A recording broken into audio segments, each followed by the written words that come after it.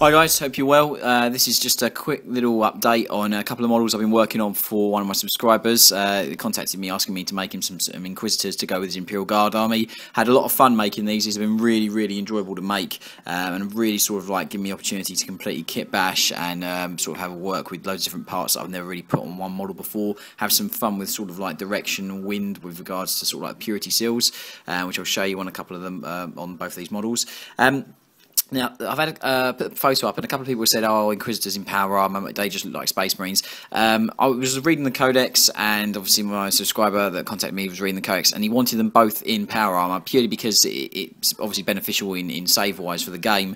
So I didn't really know how to make them human in power armor, but I tried to obviously model them so that they looked more esque Inquisitor than Space Marine. So I hope that it's worked. Quite a bit of pinning work has actually gone into these. I'll start with the guy on the left. I'm not too sure which one of these I like the best out of them at the moment. They're both really enjoyable to make, and I really like the poses that I've achieved. But I just wanted to show you. This one's had quite a lot of converting, especially on the weapon. It was one of the staffs, and I've actually put a Grey Knight force sword on the end of it as well. Just pinned that directly in there. I've taken obviously the top of that off and put it on the backpack. I've really gone to town on trying to put as much sort of detail on the power armor to make him stand out from not just being a normal Marine. Obviously in that gap there where the pin is, I'm going to be green stuffing all these sort of like the soft sort of armor that goes in between the joints, the pastel sort of armor, and then I'm really going to put a lot of detail with sort of freehand work and sort of iconography all over the sort of shield on his shoulder and on the shoulder pads and the shield on the shoulder and things like that. Other than that, the pose itself, he's pinned into the slate on the base, so I really wanted him to look like he's like commanding or challenging, and that's the sort of positioning and posture that I wanted to get with this model. Other than that, I think it really does sort of like scream Inquisitor for me personally. Hopefully once all the details are done, I made sure that the chest piece was an Aquila as well, just to really emphasise that. And there are some eyes like on the skull, and I'm going to be doing some freehand on the shield and also on the shoulder pads. A lot of purity seals, as you can see. So that's the first guy. Second guy, I wanted a completely different sort of pose. I wanted something that was a little more moving. I wanted a little more movement in it, and I've tried to do something quite cool with some of the purity seals, so I'll show you what I've done with that. As you can see, I've basically tried to give him more of a running sort of pose, if that makes sense, just look as if he's obviously charging and firing.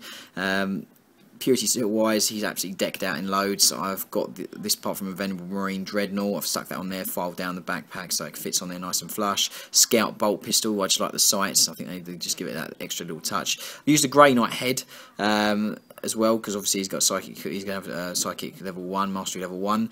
Banner's going to be free-handed. I'm going to do loads of obviously writing on the loincloth here and all the purity seals. And to emphasise the movement, obviously this purity seal on the back here, just giving it the sort of like fluttering sort of look. So it looks like as he's running forward, it's blowing behind him, and not angled these purity seals, so they're kind of in that sort of direction as well.